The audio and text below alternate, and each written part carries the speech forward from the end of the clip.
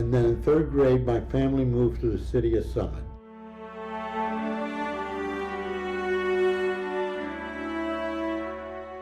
Dave Baumgars, resident of Summit since 1985.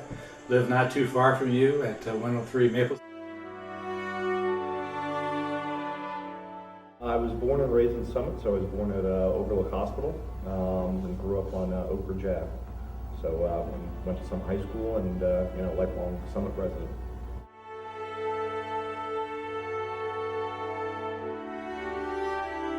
I joined the American Legion post here. I live in Chatham.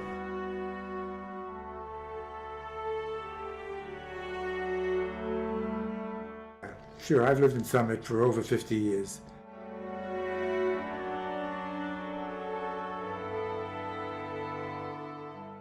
My family and I moved here in October of 2006.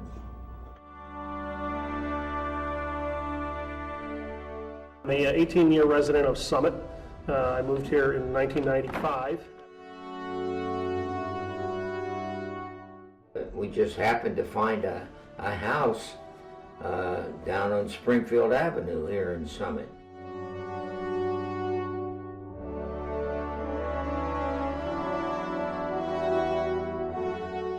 I'm James Tester. I was born in Fitzgerald, Georgia, and moved to New Jersey in 1949.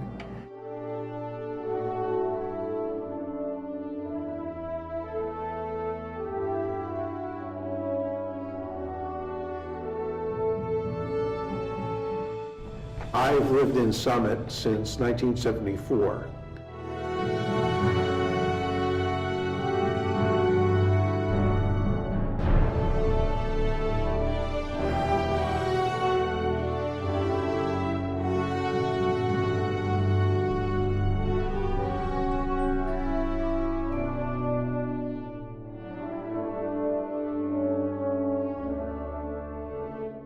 My name is Adam Kohlhoff, and I have lived in Summit for 50 years.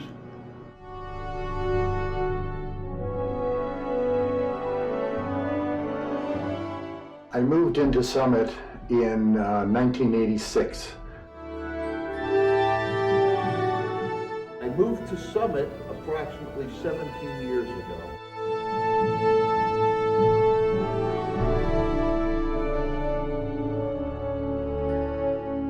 My name's Tom Ivey. I work here in Summit. I live locally.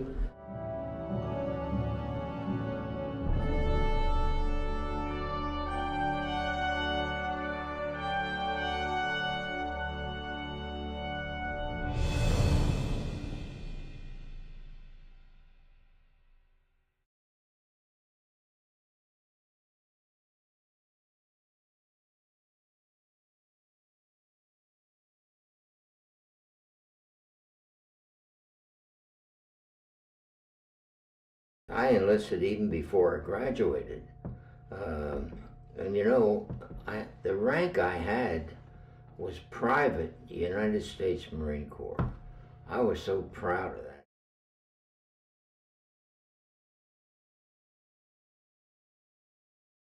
I chose to be a gunner on a B-29.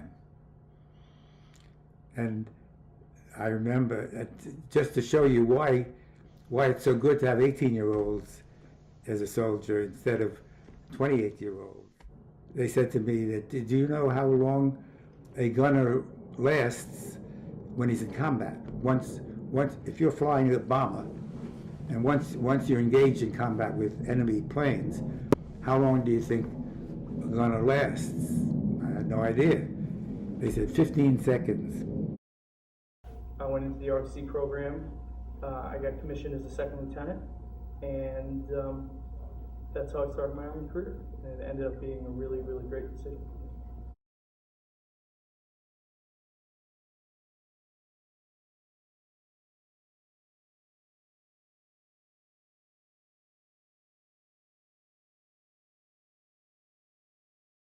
And oh, my mother was a wreck.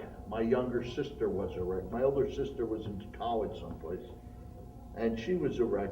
And my father was working. My father was a cop in Plainfield, so walking to the post office. He happened to be, I had to be there at like 7 in the morning or something, and he was working midnight, so I just stopped in and had a cup of coffee with him at the police station, shook his hand, you know, see you later, and you know, good luck. And that was it. But as I said, it was an adventure until I woke up later the next day and said, oh my God, what have I done?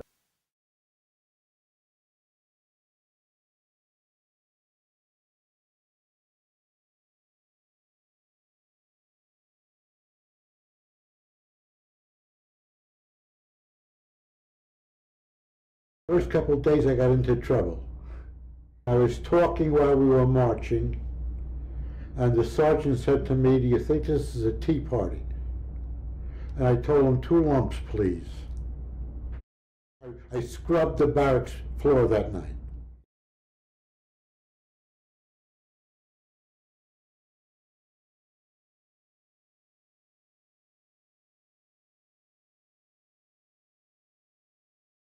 My first experience in the Philippines was actually really harsh because it was my first experience in a very poor country. And some of my crewmates were cruel. They said, hey, Em, check this out. And they would take a handful of pennies and through the porthole would throw them onto the dock and then laugh at the children as they scrambled to pick up the change. I disagreed with a lot of what I saw, the image that the U.S. put out in these foreign ports. Very imperialistic, very, oh, we rule the world kind of attitude. I was embarrassed for my country during those years. Not anymore. Nowadays it's completely different. I remember one beautiful experience. It was a 3-man bunker, and 6 of us kind of got caught in it. And we were all Air Force, all soldiers at the time, but beautiful experience. We all had different nationalities. A voice came out and said, you know, look at us here. We're all working together, different colors, but if we bleed, it's all the same color. It was a great experience. We started taking small arms and machine gun fire, so our only shelter was on the jump into the rice paddies and had the rice paddy dike between us and them. So rounds were coming into one side of the dikes, and we were on the other side. We attempted to call in small arms small arms fire reinforcements.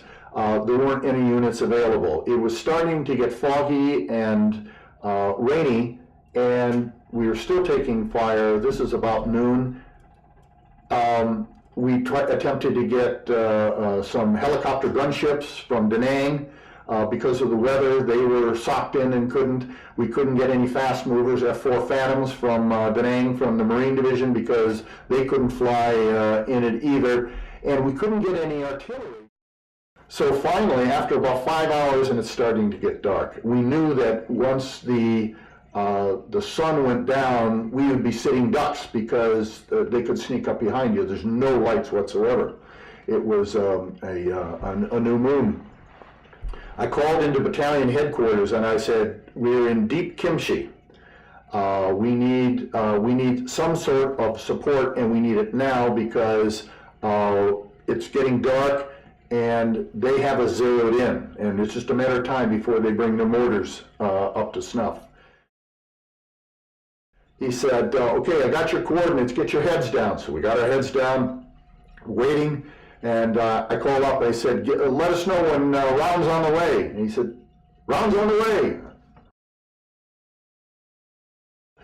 I call up, I broke, and I says, what the hell was that? And he said, that was a 16-inch round from the USS New Jersey, 32 miles away, first round hit.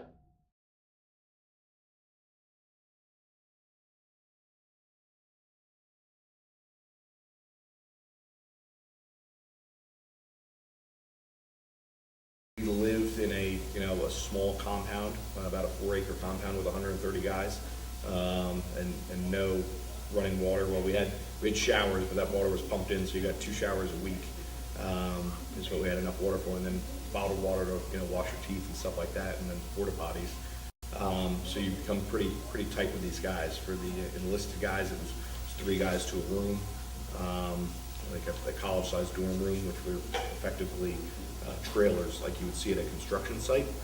Those are divided up into rooms, and then you had massive concrete walls around them to protect them from mortar fire. You became very, very close with all the guys you were working with because your life depended on it. They feel that I should have to give my all, not go to the extreme to die for a country that I was a second-class citizen.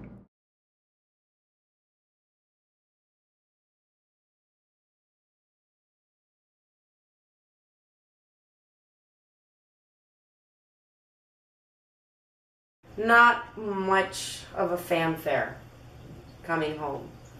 In fact, during the time I was in, the GI Bill for going to college was at its all-time low. Hardly got any benefits for college or anything like that.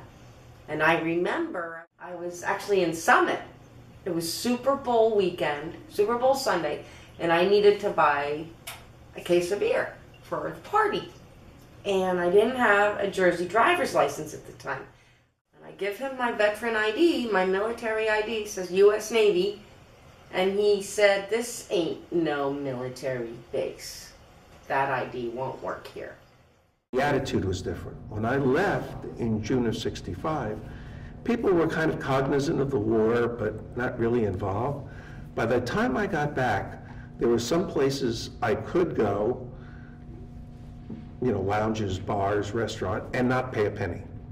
That I was a soldier, back home from Vietnam, I was given carte blanche. There were other places I could go that I wouldn't get served, and that I knew that people would be rude to me. The country was just starting to get divided over the war, and later it got worse. I was taunted by 2 guys and a gal who looked like hippies on steroids.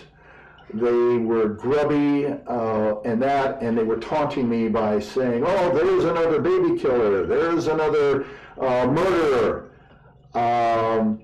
And I stopped and I turned to them, and as I turned to them, I caught some movement, and I instinctively ducked. What they had done is they had thrown a water balloon filled with pig's blood at me.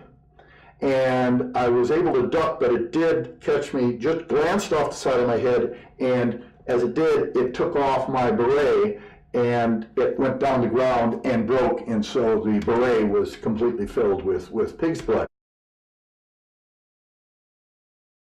Somebody asked me this one time, do you ever have regrets or dreams, flashbacks, whatever you want to?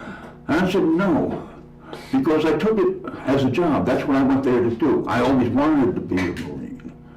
And this is the job they gave me, and this is the job I did. So I have no regrets. It wasn't bad. We came back and we got, oh, you're back, good, glad to see you. That was pretty much it. Vietnam, I got a couple of times. I got off the plane, and this guy came up and spit in my face.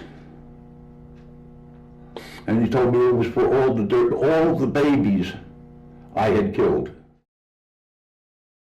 The second time I had a can of blood thrown on me, artificial blood. I was coming through the airport at Newark. Around Memorial Day, somebody will come up to me and say, you know, I resented you in Vietnam, but I don't resent you now. I think it's so important that we recognize, the service that others have given, recognize the trauma that returning service members have. and it's not easy to come back into civilian life, having done and having seen what many do and see, and how they need assistance in different ways, whether it be a job or medical assistance. I think we just need to be alert, and there are a lot of wonderful organizations that are involved in working with veterans to try to sort through and help them on their problems. But I think it's important that we keep that in mind.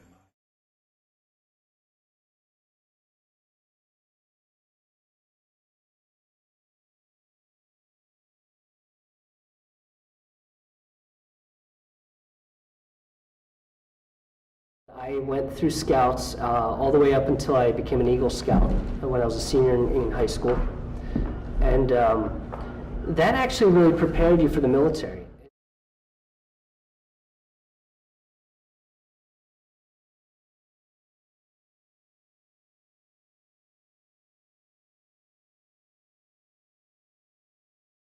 Last year, I served as adjutant for our local American Legion post. And when the commander said that he wanted to step down, I volunteered to become commander of the local American Legion post, Lindsey Street Post number 322 for New Jersey. I started volunteering for different boards and different things not too long after I moved to town. So you're always looking to get involved, to kind of have a yearning to, whether it's professionally in your job or in the public, to continue exercising leadership, because that's what you've been trained to do. And for me, it ultimately led to me running for city council here in town. From the time I was on the council until now, I think Summit has been and will continue to be a very, very good community to live in,